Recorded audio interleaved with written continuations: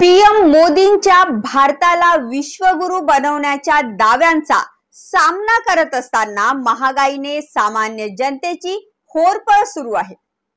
नमस्कार, मी संयुक्ता देशमुख आणि आपण पाहत आहात राष्ट्र महाराष्ट्र।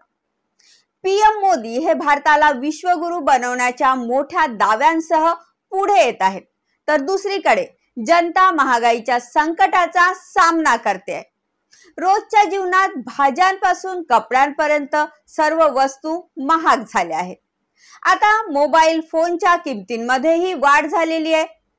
रिलायन्स नंतर वोडाफोन आणि एअरटेलनेही आपल्या दरांमध्ये वाढ करण्याची घोषणा केली आहे। वाढत्या किमतींमुळे जनतेवर पडणाऱ्या महागाईच्या बोजामुळे काँग्रेसनेही एनडीए सरकारवर जोरदार हमला बोलला आहे।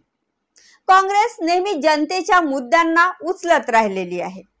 काँग्रेस खासदार राहुल गांधी जनतेमध्ये जाऊन त्यांच्याशी संवाद साधत आहे व त्यांच्या समस्या ऐकतात आहे। तर दुसरीकडे राज्यसभा खासदार रणदीप सुरजेवाला यांनी सेलफोन टॅरिफच्या वाढत्या किमतीबाबत एनडीए सरकारवर जोरदार हल्ला चढवला।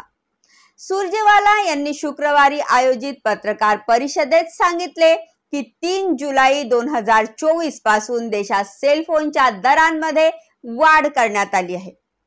भारताच्या सेलफोन मार्केटमध्ये केवळ 3 कंपन्या आहेत। देशातील 109 कोटी सेलफोन वापरकर्त्यांवर 34,824 कोटींचा अतिरिक्त भार टाकण्यात आलेला आहे।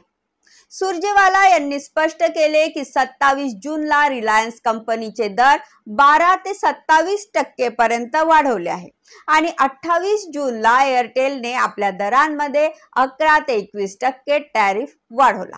29 जूनला वोडाफोन आयडियानेही आपल्या दरांमध्ये 10 ते 24% वाढ केली। यावरून हे साफ आहे की तीनही कंपन्यांनी एकमेकांची सल्ला घेऊन 72 तासांमध्ये आपले दर वाढवले।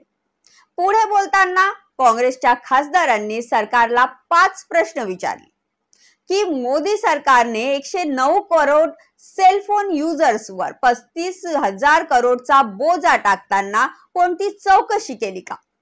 मोदी सरकारने निलामीच्या माध्यमातून होणाऱ्या स्पेक्ट्रम खरेदीच्या परिणामाचा अभ्यास केला का?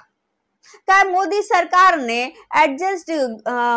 ऍडजस्ट ग्रॉस रेव्हेन्यू म्हणजेच AGR वर दिल्या गेलेल्या मागच्या सवलतींचा काय परिणाम होणार याचा अभ्यास केला आहे का, असे त्यांनी विचारले। कस्टमर बेस आणि इन्व्हेस्टमेंट वेगळी असूनही सर्व सेलफोन कंपन्या आपला टॅरिफ 15 ते 20% पर्यंत कसा वाढवू शकतात हे खरं नाही आहे का? की सर्वोच्च न्यायालयाने सरकार आणि ट्रायला नागरिकांसाठी सक्रिय भागीदार म्हणून काम करण्यास सांगितले होते।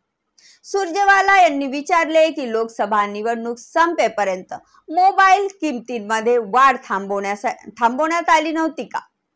कारण मोदी सरकारने 109 कोटी भारतीयांवर भार टाकून 34,824 कोटी अतिरिक्त वसूल करण्याचे औचित्य विचारले आहे।